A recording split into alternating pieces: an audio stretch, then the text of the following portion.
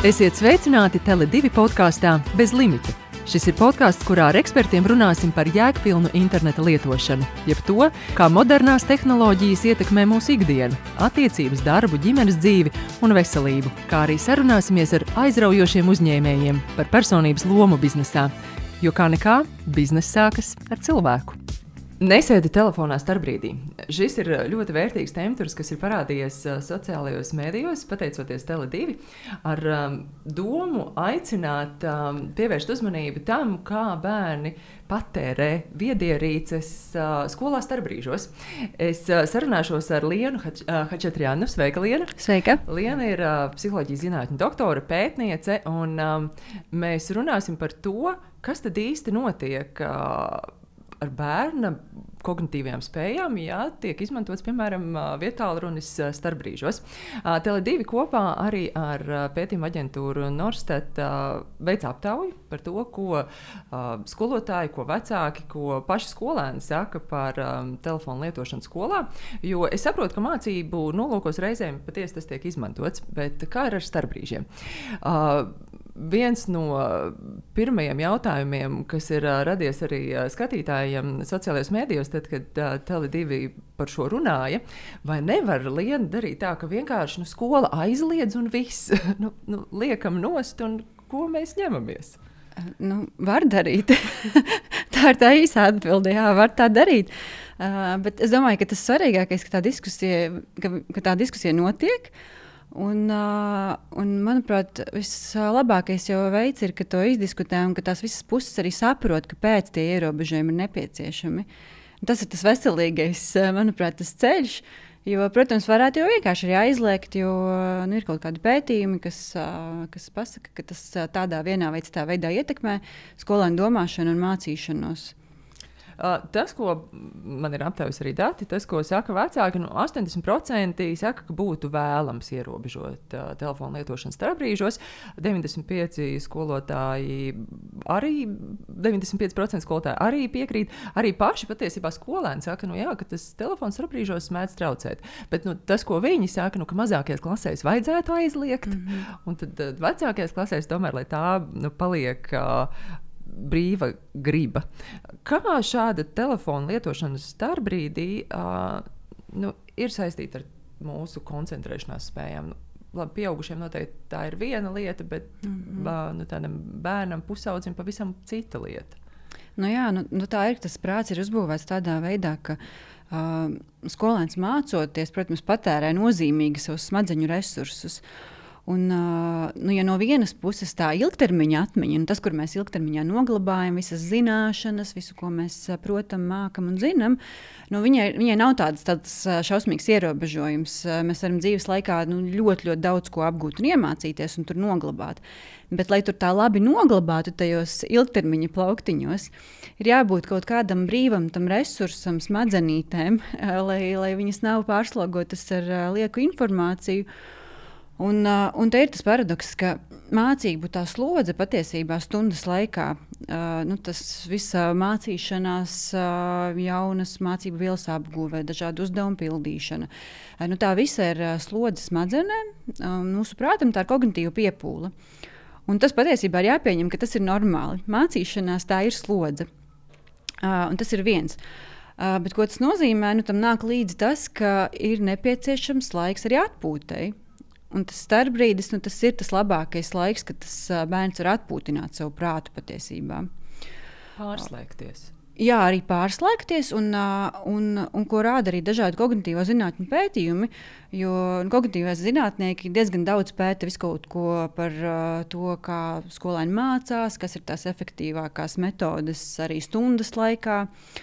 Un apkopojuši ir ļoti daudz dažādus mazākus pētījumus. Tad kopā viņi secina, ka tās pauzes ir ļoti svarīgas. Tas ir arī mācību stundas laikā. Bet mēs to varam pilnīgi mierīgi pārnest arī uz to, kad ir tas stunda un tad ir tas starpbrīdis. Un tas starpbrīdis, tas starpbrīdis ir tas laiks, kad neienāk jauna tāda nemitīga informācija smadzenēm. Un scrollēšana un TikTok video un tā visa ir jauna informācija. Tas var likties, ka tas ir kaut kas tāds foršs un jautrs. Atpūtiņa tā taču jā, ir. ka tā ir atpūta un ka tas nenoslogoja savu prātu. Bet patiesībā, kas tur notiek, tas prāts tāpatās, tas resurss tiek noslogots. Tas līdzīgi kā datoram. Vai mēs lasām tur tekstu kādu, vai mēs skatāmies video, un tas datora processors darbojas un rūc, vai ne? Un tas ekrāns darbojas, un viss tā kā mija darbojas.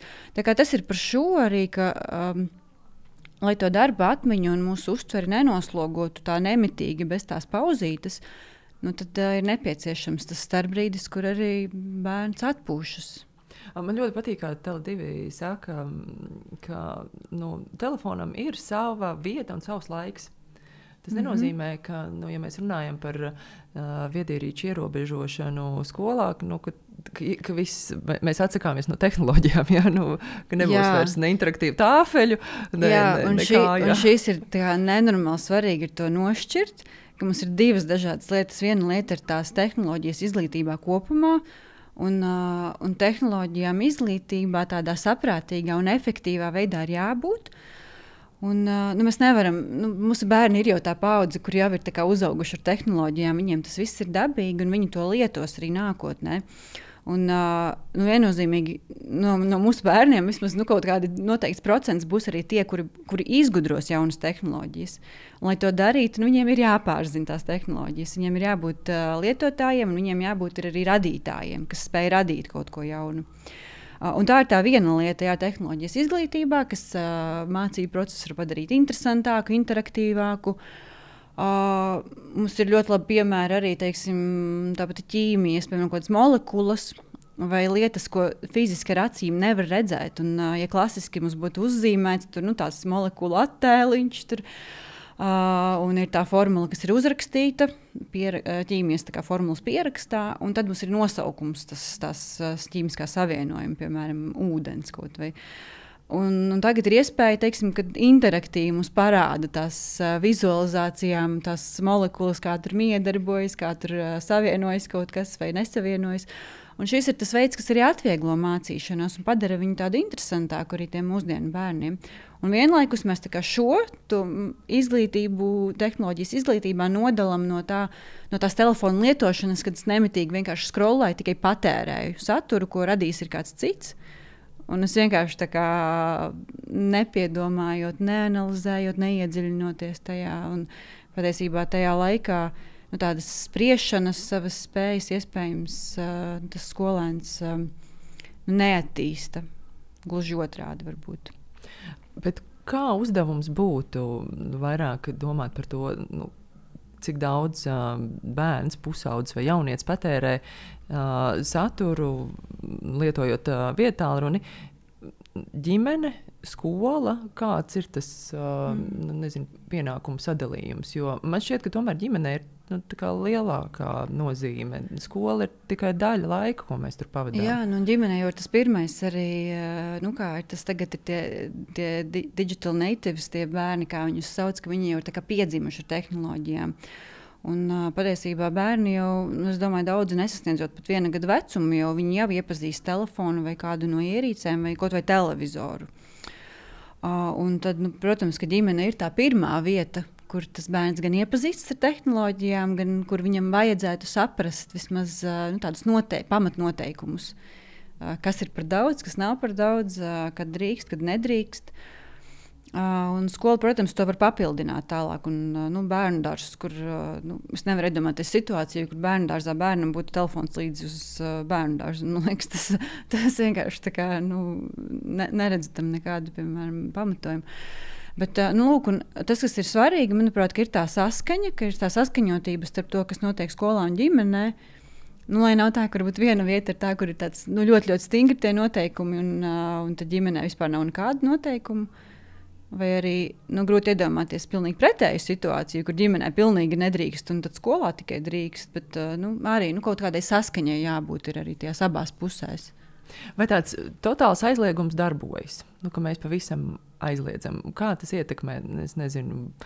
Bērnam, jaunietim tiek pavisam aizliegts. Nav nekāda telefona, aizmirsti. Es domāju, ka tas aizliegums jau, protams, raisīs arī pretreakciju, kas ir normāli. Un, tas, kas ir aizliegts, to jau gribas arī pamēģināt. Bet te ir jautājums arī par vecumu posmu, es domāju, pilnīgi noteikti. Un arī, ko aizliedz? Vai tas ir vispār telefons, vai tas ir gan dators, jo ir jau arī tas pašs spēlīts arī datorā. Varbūt tas bērns iet bibliotekā datorā sēž, piemēram. Es nedomāju, ka tas ir pilnīgs aizliegums vispār nelietot. Tas būtu labākais veids, jo ir ļoti daudz lietas, ko viņi apgūst arī paši. Piemēram, filmēt, montēt video, es redzu arī pēc saviem bērniem. Un tas ir tas veids, kā viņi pilnīgi tādā pašmācības ceļā apgūst prasmes, ko es varbūt pat nemāku. Bet viņš iet, viņš pats atrod un mēģina tur kaut ko vienkāršot, spēlītas, kaut ko programmēt. Un es redzu, ka nesanāk, un tā ir tā lieta, kur tas bērns arī urbjās un pats meklē tur kaut kādas pamācības YouTube, kas tur nesanāca un kas tur būtu jāraksta tajā kodā savādāk. Šis ir tas labs veids arī, kur bērni var attīstīt savas prasmes, lietot tehnoloģijas. Ja mēs runājam par vietālruņa lietošanu starpbrīžos, kurš vecuma posms būtu tas, kuram patiesībā arī varētu teikt, hei, varbūt nelietojam nemaz? Jā, cik es zinu, ka daudzās skolās jau ir tā sākuma skola, un vismaz tā līdz 1. 4. klasei, kur arī nelieto, sākot no tā dienas sākuma, no rīta līdz pat skolas beigām. Manā skolā man dēlam arī tā ir, ka viņi arī nelieto telefonus, un tad tālāk jau tā pamatskola, un tad tur kā kurš sarunās, tā saprot. Bet es domāju, tas pusauģa posms jau arī patiesībā tur nāk vēl tas cits, nevis koncentrēšanās grūtības, bet arī socializēšanās, kas ir pusauģa vecuma posmam ļoti, ļoti svarīga lieta. Un pusauģiem viens no tādiem attīstības uzdevumiem arī ir mācīties socializēšanās un komunikācijas prasmes un draudzēties. Un tur nāk klāt arī tas risks, ka mums nav tikai tā koncentrēšanās, protams, un tās kognitīvās funkcijas, kā strādā, bet arī tā socializēšanās, kas pamatskolā, man liekas, ir ļoti būtiski. Viņiem ir svarīgi tajā starpbrīdī parunāties. Jā, lai viņiem ir tā dzīvā komunikācija un lai viņi mācās viens ar otru arī runāt un mēģināt sadraudzēties vai gūt kopīgu valodu, vai arī tādus vienkāršus konfliktus arī risināt, kas ir nenormāli būtiska prasme patiesībā pieaugot, vai ne?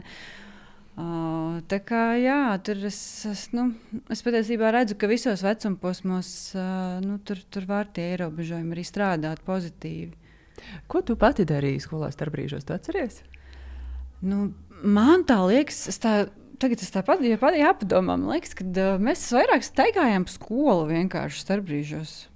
Tāds, protams, ka augsts laiks ārā un izņemot vasaras, tādus pavasara periodus, kad ir silts ārā. Jā, varbūt pavisam mazajās klasēs mums vēl bija tās gumiju lekšanas. Mēs arlecām. Jā. Tur līdz pat kaklam man šķiet. Es nemācēju nekad tik augstu uzlikt. Es abrīnoju ar tos cilvēkus, kuri varēja tik augstu uzlikt. Tas bija kaut kas ekstrēms patiesībā man šķiet. Jā, mēs arī staigājām, mēs sarunājāmies, mēs baigi gaidījām starpbrīdi, jo tas bija draudzēšanās laiks, kad var komunicēt un kaut ko pārspriest, tur notikums, aktualitātes Kad es šķiet, vai, protams, tas ir atkarīgs arī no vecuma posma, vai bērni jaunieši apzinās, ko skrolēšana nodara, kas ir šis process, vai tas viņiem īsti nav izprotami? Man liekas, tur ir atkal vairāki tie aspekti. Ir tas vecuma posma atšķirības un, protams, mēs nevaram sagaidīt, ka tāds mazs bērns, ka viņam tā metakognīcija, jeb tā domāšana par to, kas tad ar mani notiek tagad, ko es tagad daru un kā tas man ietekmē, ka mēs nevaram sagaidīt, ka tā domāšana būs tik ļoti attīstīta, ka viņš pats spēs gan sevi izanalizēt, gan sevi nokontrolēt, ka labi, tagad es paskrolēju, viss pietiek, nolikšu maliņā. Tā paškontrole un pašorganizēšanās prasmes tikai nobriest, cilvēkam nobriestot, un tas ir vēl pat pāri 20 gadiem, kad pilnībā mēs spējam jau sevi pārvaldīt tā ļoti efektīvi. Tas ir viens šis vecuma posma aspekts, bet otra lieta ir, es domāju, pusauģi pat ļoti labi apzinās. Bet viena lieta ir apzināties, ka mēs darām kaut ko varbūt sliktu vai ko nevajadzētu darīt, bet to tāpat gribas darīt. Jo tas ir kaut kas patīkams un tas sagādā prieku. Un te, man liekas, ir tā otra puse, tomēr, ka tas bērns un pusaudzis, tas ir tas vecuma posms, kad tomēr no malas, tai ārējai kontrolei, tām robežām ir jābūt diezgan skaidrām. Un tas ir tieši tas, kas, kā mēs zinām no psiholoģijas, protams, ka robežas un tāda skaidrība, tas rada tādu sakārtotības izjūtu patiesībā tam bērnam un arī pusaudzim, ka ir kaut kāda kārtība pasaulē, un ir tāda noteiktība, un tā pasaule ir tāda droša un sakārtota. Un šis ir tas aspekts, kāpēc, pat ja viņi apzinās, un tas nenozīmē uzreiz, ka viņi paši spēs nolikt malā to telefonu, tiklīdz kā tur pusstundu paskrolē, labi, viss pietiek. Kā mēs, teiksim, pieaugušie varbūt varam sevi tā nokontrolēt. Un man liekas interesanti arī tagad jau šī diskusija pacēlusies ir diezgan daudz, un arī no skolām dažādi piemēri nāk, kur ir tās dienas bez telefona, piemēram, un kad skolēni paši ir teikuši, ka viņiem tā bija tāda atbrīvojoša, tāda patīkama pieredze īstenībā bez tā telefona pavadīt laiku. Un šis, manuprāt, ir tas, kas norāda tomēr, ka viņi apzinās. Bērni jau ir gudri arī. Tas, ko vecāki saka, kāpēc viņi gribētu tomēr, lai šis, ir daļa vecāku, protams, kas saka, ka viņi gribētu, lai tomēr šie telefoni būtu pieejami starpbrīžos, kaut kas atgadās, lai vecāki var sazināties. Bet ir taču arī citi mehānismi, kā to risināt, vai ne? Jā, es arī domāju, piemēram, arī par savu ģimeni, es nevaru atcerēties pēdējos gados kādu situāciju, kad mums tiešām kad vajadzētu tā akūti pēkšņi sazināties ar bērnu skolas laikā. Un vienmēr ir arī skolotājs, kuram ir tas telefons kaut kur pieejams, vienmēr ir skolas kontakti. Es domāju, ka tas ir vairāk tāds tehnisks jautājums, kā to var atrisināt, ja ir kaut kas jānodod kāda steidzama ziņa. Bet no vecāku puses es domāju, ka tas vairāk ir par tādu. Tur ir tās bailes par drošību. Mēs visi zinām, kāda ir situācija pasaulē. Pēdējie gadi parāda, ka jebkurā brīdī var notikt kaut kas neprognozējams. Un tās bailes, ka man ir jānokontrolē, ka es būšu kontrolē par to situāciju, tas, manuprāt, nospēlē lielāko lomu vecākiem, tieši tā baiļu izjūta. Kā mums pieaugušiem pašiem dīlot ar šo skrolēšanu, jo tu saki, pieaugušais pusstundu paskrolē var nolikt, bet ne visi. Liela daļa. Noteikti, ka nevar, jā. Kā to pieaugušie, kuri šobrīd klausās šo sarunu un saprot, bet es laikam par daudz skrolēju. Kā to panākt šīs izmaiņas, lai veidojas citi ieradumi? Man liekas, tas viens labs variants ir uzlikt tos limitus aplikācijām, laika limitus. Un, piemēram, ko tai pusstundu, tur Instagramam dienā, piemēram. Ātri jāpaskrolē. Un tad, man liekas, tas ir tāds eksperiments arī labs patiesībā, ka varbūt darba dienās mazāk sanāk tur skrolēt, bet, piemēram, brīvdienās tur pie rīta kafijas vienkārši tas laiks paiet ļoti ātri. Un tad pēkšņi tev atnāk tas paziņojums, ka tas limits ir sasniegts. Un, protams, ka tu viņu vari atcelt un pagarināt kaut vai līdz 5 stundām dienā. Bet te ir, man liekas, tas pirmais varbūt paeksperimentēt.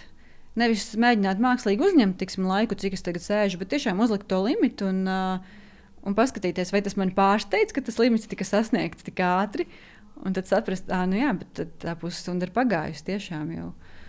Un tas otrs ir, es domāju, pilnīgi noteikti visi paziņojumi, skaļie paziņojumi ir no visām aplikācijām pilnīgi noteikti ir jānoņem.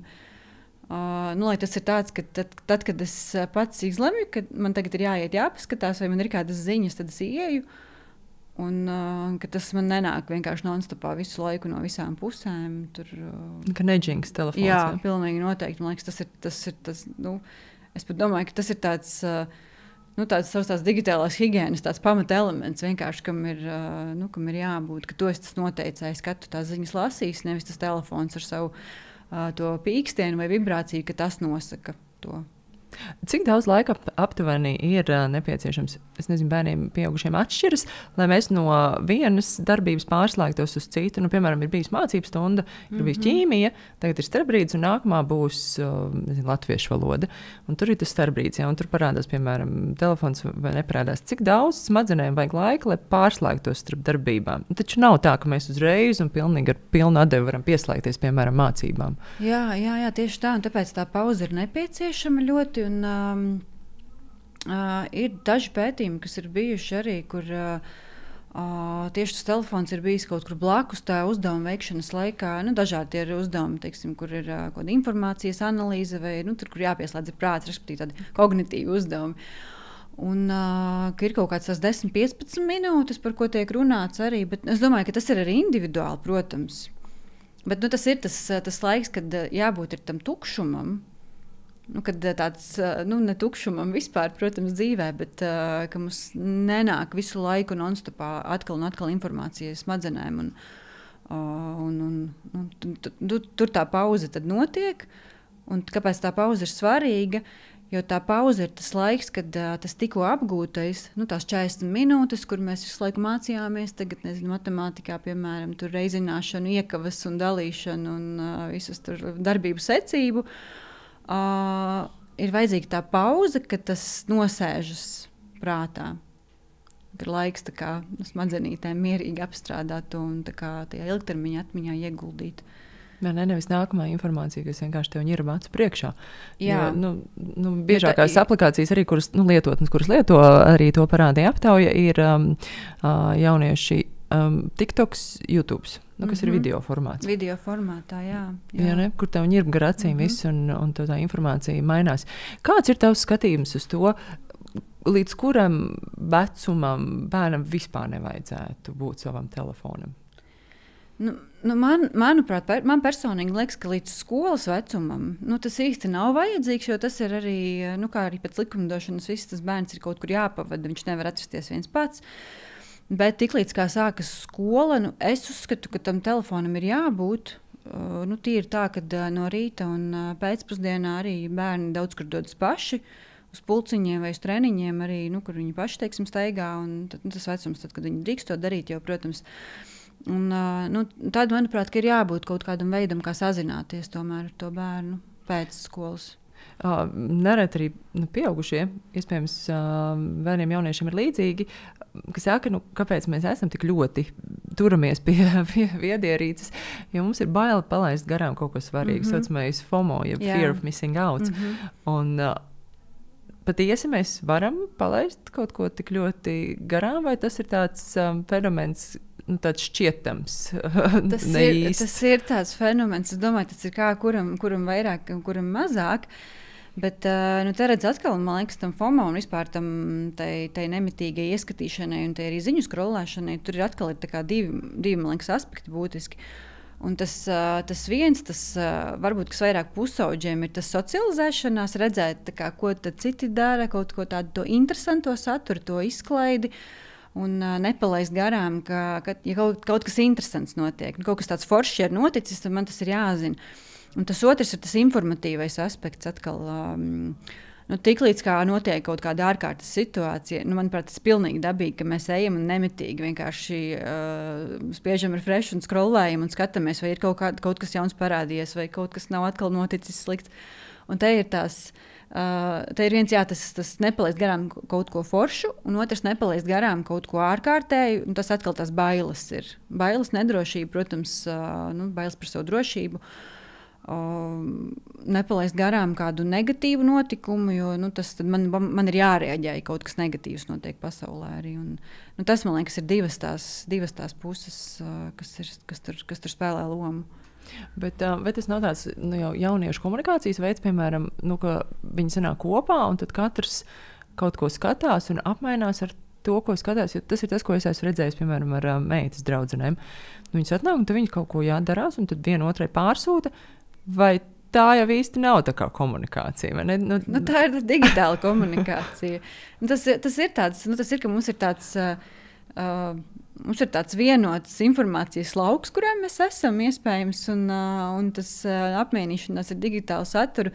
Tā ir sava veida komunikācija, bet tā nav saruna tādā klasiskā izpratnē, kā saruna cilvēkiem. Bet es domāju, jauniešiem, viņi savādāk skatās uz tām lietām. Viņi noteikti teiktu, ka tas ir kā mēs dalāmies ar savām izjūtām arī tādā veidā. Daloties ar tiem kaut kādiem video par vienu vai otru tēmu. Arī, tas ir tas veids, kā viņi kā viņi komunicē. Jā, man meita nesen iesmēja par mani. Viņa mācās šobrīd vidusskolā, jaunā skolā. Iepriekš viņa tur nebija. Un es saku, kā tev iet? Tur kādi jau esi sadraudzējusies, kā tev iet šī komunikācija? Es saku, jā, ar kaut ko jau apmainījāmies Snapchatiem. Tas ir tā kā tu savā laikā ar pasta adresēm. Jā, un tad es tā, jā, tieši tā tu uz to skaties. Jā. Tas ir svarīgi apmainīties ar šīm sociālajām vietnēm. Tas ir tāds daļa komunikācijas. Kā mēs vispār varam runāt ar bērniem, jauniešiem par to, kas ir šis saturs, ko mēs patērējam, vai kā limitēt, kas ir tas efektīvais veids, ko viņi varētu sadzirdēt. Mums jau pieaugušiem liekas, mēs ierobežojam visu, bet ar to visticamāk nepietiek. Jā, es domāju, tā izglītošanās atkal ir no visām pusēm. Un skolā, es domāju, arī šobrīd jau ļoti daudz arī par to runā īstenībā, par drošību internetā. Viņiem sākuma skolā tā ir no tēmām arī, ko viņi runā. Un digitālā pratība arī mums ir mācību saturā ielikta, un digitālā pratība nav tikai tehnoloģiju patērēšana, tur ir arī spēja radīt saturu, piemēram, vai pielietot digitālās tehnoloģijas, lai kaut ko pašam radītu. Un tur ir arī atbilstoša digitālo tehnoloģiju lietošana, kur ietvert arī drošība. Un, tas, manuprāt, ir ļoti labi, ka skolā ir par to jārunā. Un tas ir tāds veids, kā visiem tādu vienotu informāciju nodot. Bet tas otrs ir, protams, atkal ģimene, mājas. Te, protams, tas viens ir vecāku piemērs. Mēs paši arī vecāki scrollējam ekrānus, un to jau bērni arī redz. Nav jau tā, ka mēs arī tur nelietot telefonus. Tas ir tas viens, bet es domāju, ka bērniem jau vienmēr ir no vienas puses viņiem ir jāskaidro, protams, kāpēc, kas ir slikti vai kas ir labi. Bet no otras puses arī tur ir nepieciešami skaidri noteikumi, kurus tomēr vecāks ir tas, kurš uzstāda. Tomēr jau bērnu un vecāku attiecības jau nav vienlīdzīgas. Tomēr vecākiem ir tā vadošā loma, protams, tajā visā. Jā, tas piemērs, kā tu saki, ir ļoti svarīgs, lai nav tā, ka mēs, piemēram, sēžam dīvānā, scrollējam un uzkliedzam blakus istabu. Nesēdi telefonā. Jā, tieši tā. Jā, un turpinam vienkārši scrollēt.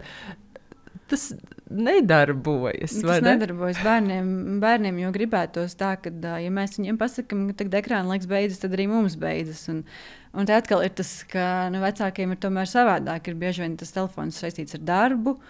Un ir vai darba zvani, vai darba sarakstas, darba kaut kāds saturs arī, vai darba apps arī, kas telefonos nāk. Daudziem, man piemēram, nē, bet ļoti daudziem tā komunikācija arī par darba lietām notiek ar telefonu. Un tas arī varbūt vakaros, kas ir, es domāju, arī normāli daudziem kā tāda norma, jo cilvēks ir tāds visu laiku pieejams. Un šis ir tas, ko bērni arī redz īstenībā. Un te ir tas arī, kādreiz varbūt nākas arī paskaidrot to, jā, ka šis ir svarīgi, tāpēc, ka tas man ir saistīts ar darbu varbūt.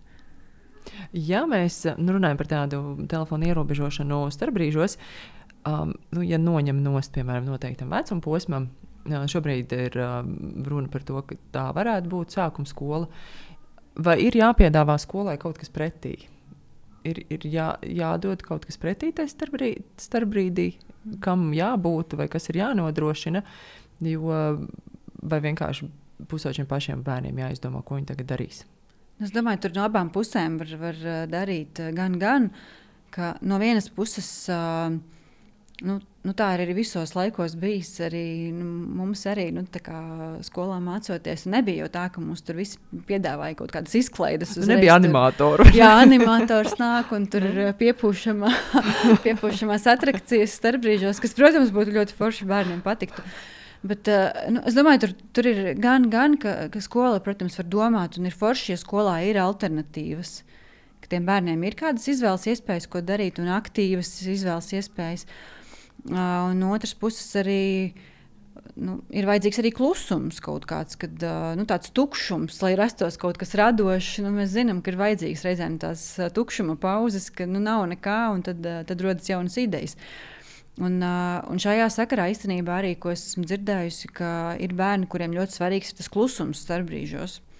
Viņiem ir pārstimulācija. Jā, jo tā klases vide īstenībā, mācību vide jau šobrīd nav tāda, ka skolotājs runā un ir pilnīgs klusums. Mēs zinām, tur diezgan skaļas tā klase var būt. Un tas svarīgi arī īstenībā varbūt padomāt par tām abām pusēm, ka ir tās aktīvās zonas skolā un ir varbūt tādas klusās zonas, kur tiešām tas bērns, kuram vajag klusumu, viņš var atpūtināt savu prātu. Tas ir kā patiesībā birojos mūsdienu, kur ir klusuma telpas, kur tu ieej un tu vienkārši visi zina, visi ir vienojušies, ka šeit neviens nesarunājas. Jā, ka tur ir tā klusā zona. Es par tādu vispār nebiju iedomājies, pareizi. Bērniem ir vajadzīgs arī šāda atslūga. Jā, un es domāju, ļoti dažādi bērni arī ir noteikti, kuri vairāk izjūt to, ka tas troksnis vienkārši nenormāls skolā ir, viņiem vajag to klusumu.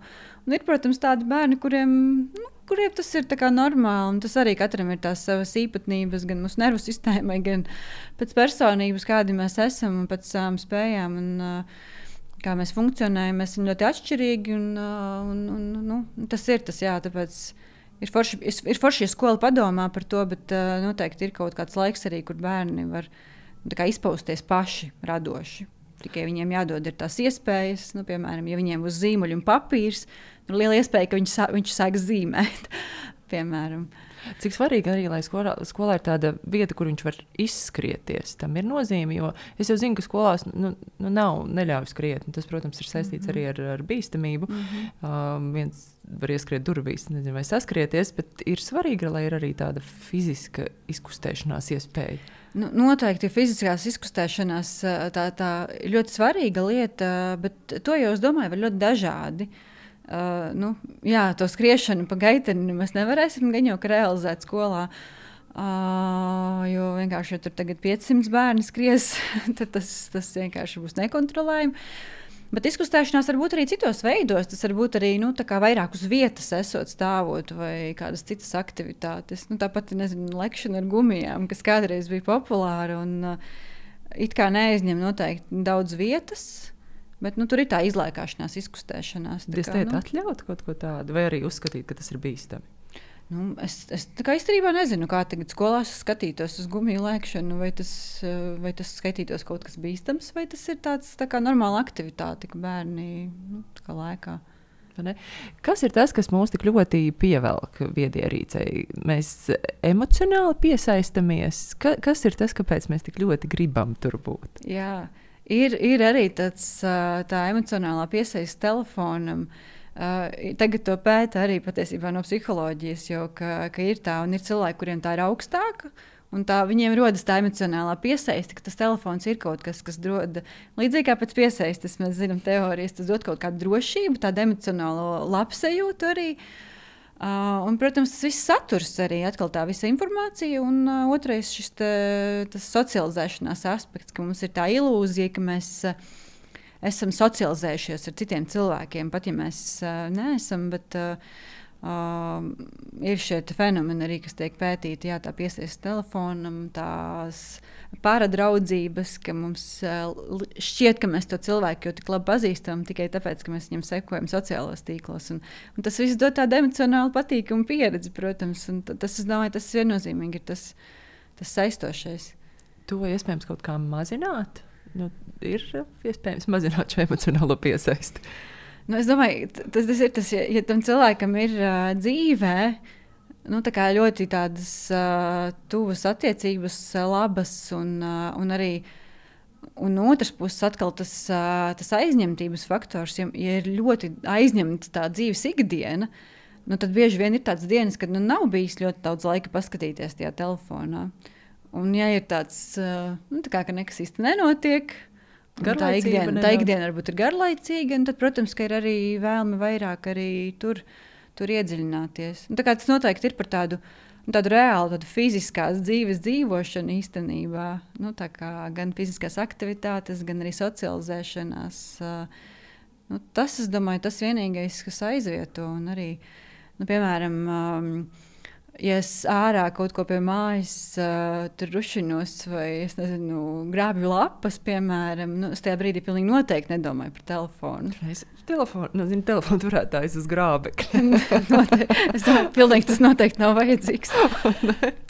Tad te ir tie brīži, kad mēs kaut ko daram tik ļoti, un mēs esam tajā iekšā, kad mēs nedomājam par telefonu un kas tur notiek tajā Instagramā vai TikTokā vai vēl kaut kur.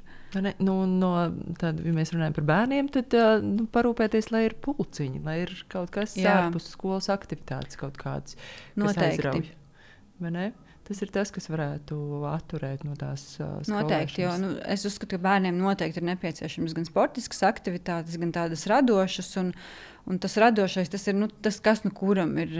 Vienam patiks no māla kaut ko veidot, vienam pilnīgi nepatiks, citam patiks zīmēt, kādam tas būs dziedāšana, kādam citam tas būs teātris. Un ļoti daudz, es domāju, ir tas iespējas bērniem šobrīd. Un, tas ir, ja tas bērns pēc skolas ir pulciņā, tad viņš tajā laikā nesēž telefonā.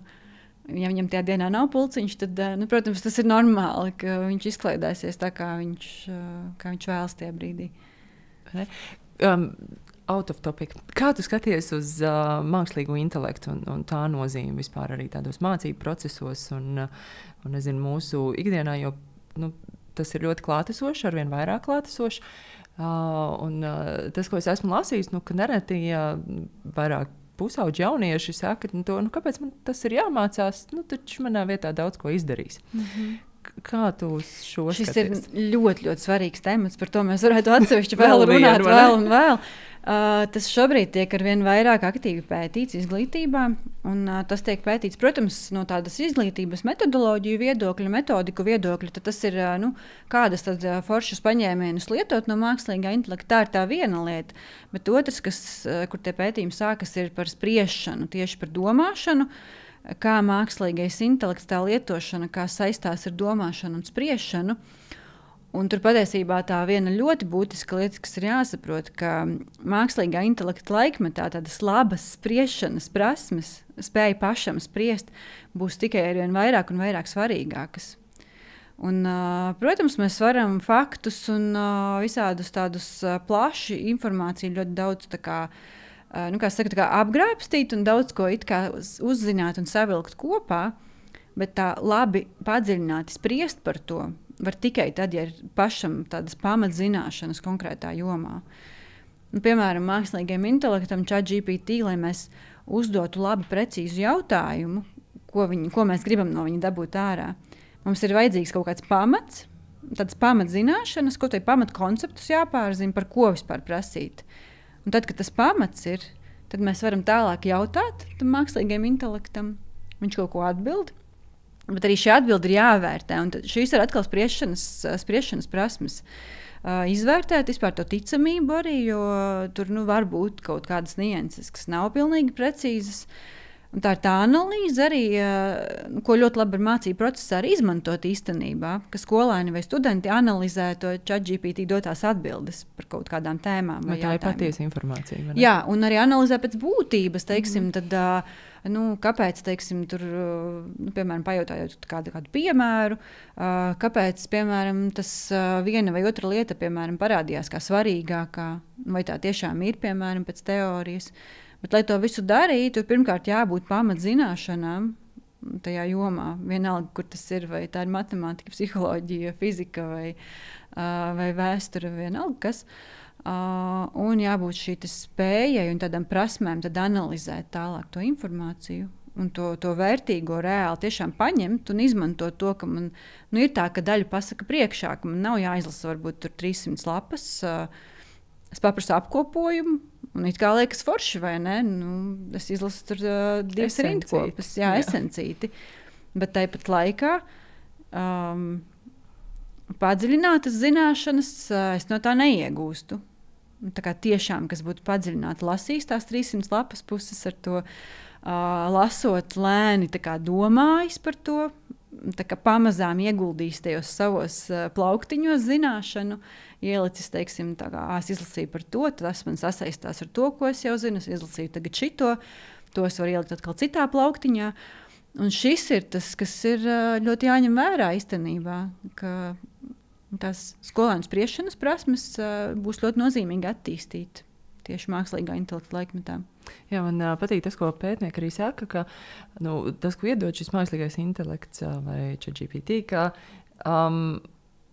tādu šķietamu sajūtu, ka mēs zinām un pārvaldām tēmu, ja? Tāda mānīgu. Jā, un tas ir, ka mums tās plašumā mēs varam ļoti viegli gūt zināšanas, piemēram, ar ChatGPT, tas kā piemērs.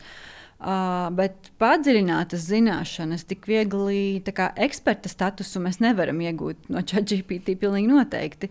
Un šeit es domāju, tāds piemērs, es nezinu, vai mēs gribētu, ka mums operē, piemēram, ķirurgs, kurš ir no ChatGPT visu iemācījies tikai, kuram nav tādas eksperta zināšanas pašam galvā.